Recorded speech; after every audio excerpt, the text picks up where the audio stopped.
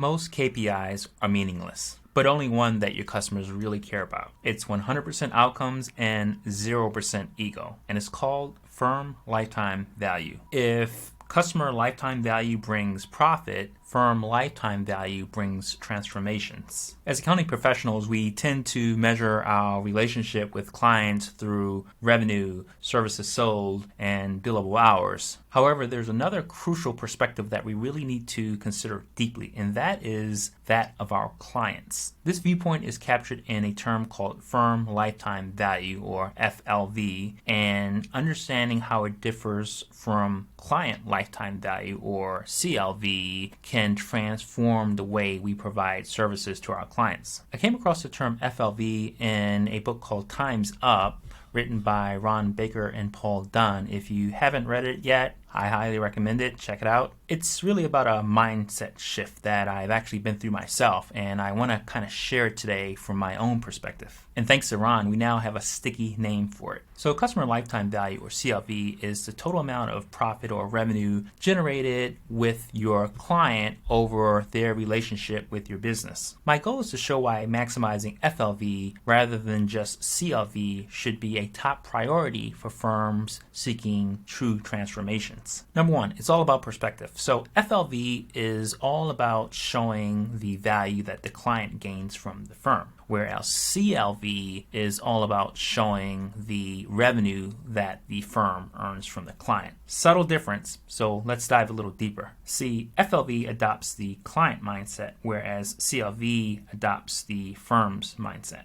It's a subtle shift, but it changes everything. If we only focus on CLV, we may not tailor our offerings to our clients or focus on true value that they are expecting from their perspective. For example, a personal trainer maximizing CLV wants to just sell you more sessions without any real regard for actually seeing you lose weight, whereas a trainer maximizing FLV focuses on the diet and the exercise advice so that you transform. Number two, outcome, not revenues. So FLV focuses on tangible outcomes and actual value delivered to the client. Did your advice help them reduce taxes, make better business decisions, improve their cash flow, understand their finances more clearly? CLV simply tallies up billable hours and services purchased. It doesn't care if those services actually brought any real value. A doctor wants repeat visits and copay. That's CLV. A patient wants to get healthy. FLV. Accountants should aim for the latter. Number three, it's about outcomes, not sales. So the goal of maximizing FLV is to provide the greatest possible outcome to clients. CLV mostly aims to boost profit for the firm through higher fees and more billable hours. And there's nothing inherently wrong with profits except when they come at the expense of client outcomes. A salesman wants commissions, a customer wants solutions that improve their life. That's why we should structure our firm around the customer mindset. Number four, customizing is key. So FLV really requires customizing guidance and services for each client's unique needs. CLV has no such requirement. As long as that bill gets paid, it's all good. So taking a cookie cutter approach may improve CLV, but it won't deliver transformational FLV. A shoe company can sell whatever is profitable, but a good salesperson fits each customer with a shoe that fits their individual needs. Number five,